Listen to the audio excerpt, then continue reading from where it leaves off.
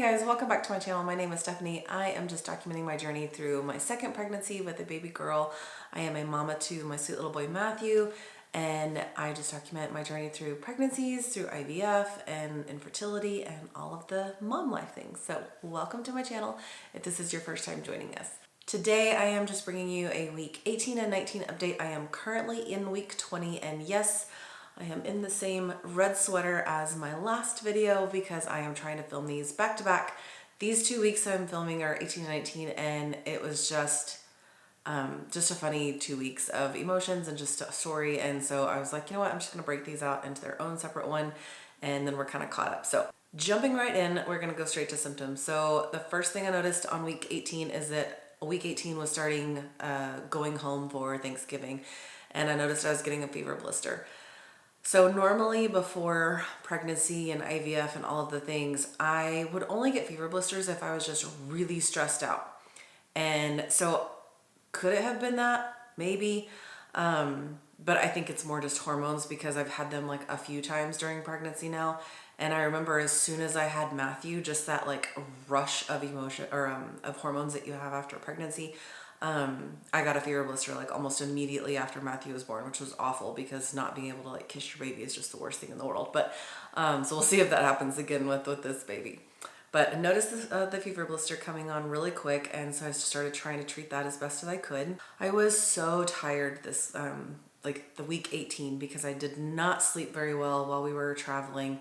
Just tossing and turning, and constantly being mindful of which side I'm laying on and if I'm on my back, and try not to wake my husband up, and it's just constantly. So definitely did not sleep good. We got back on a Saturday, so Saturday night we went to sleep, and I did not get up until 7:15. Totally slept through my alarm. We usually get Matthew up at 7, and I just slept right through it, so whoops.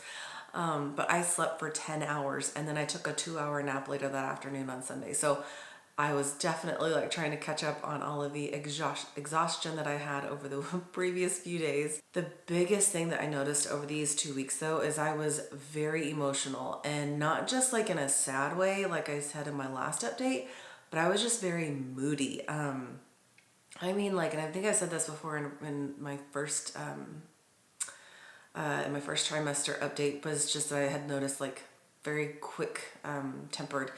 And that's just the only thing I can say is I noticed very quickly that I was just very, very moody and so short-tempered. And I mean, the simplest, smallest little things would just completely like set me off and just make me like raging mad. All I can like say is that I'm so sorry to my family. My dad was in town, and I know I like snapped at him and I felt awful, and my sister and just anybody that was in contact with me, I apologize.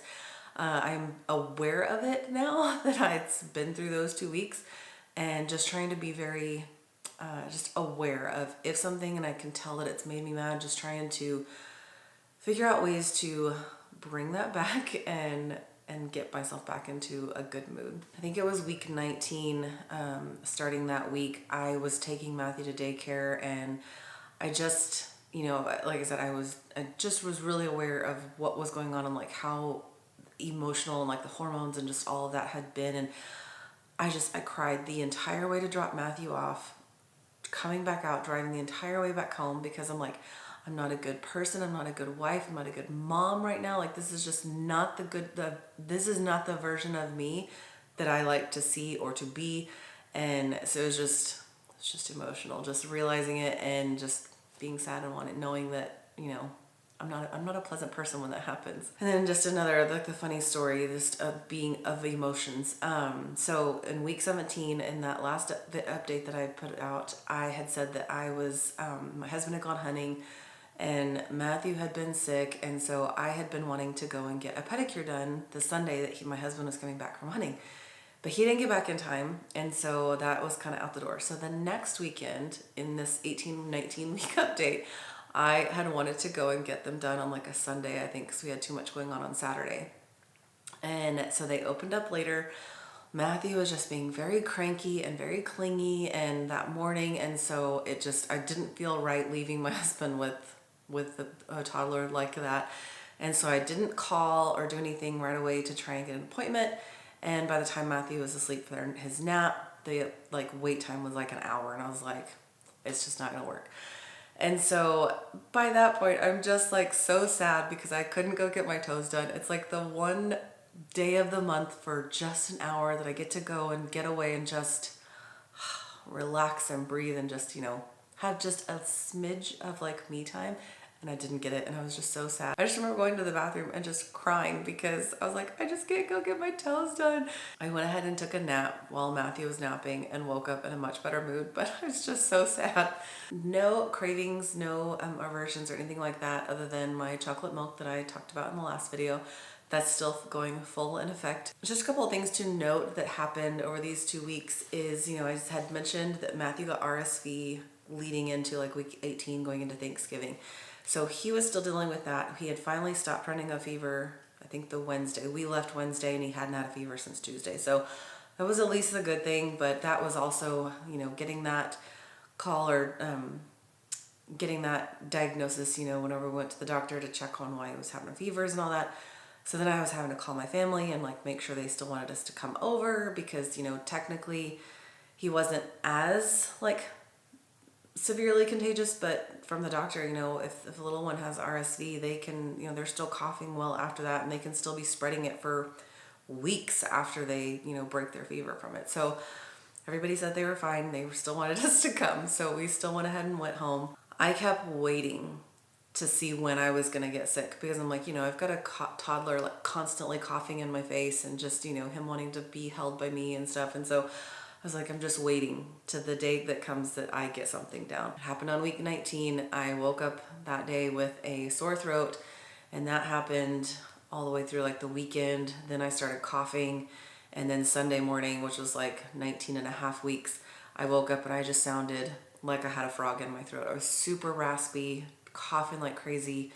It was just miserable. And I don't know if you can still tell through the camera, but I still feel like I sound definitely like the raspiness, and I feel like I'm kind of congested and nasally and stuff. So if you can tell, I apologize. I'm still dealing with the lasting cough and all of that comes with having like the upper respiratory infection and stuff. And I think the one thing that sucks about getting sick whenever you're pregnant is just that you can't take anything, or there's just very few things that you can take.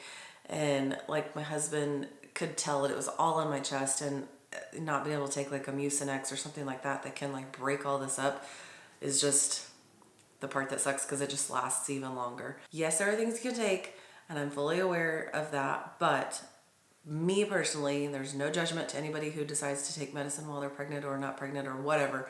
Me personally, I do not like to take anything unless I am just dying because I don't want anything to harm my baby. So that is just my stance. That is just my take on it.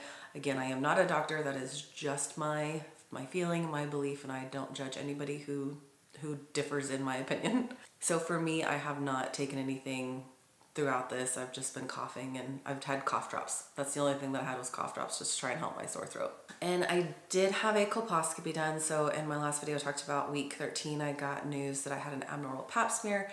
And then we ended up going and doing a colposcopy on week 18, which I had that video. I will link that up here.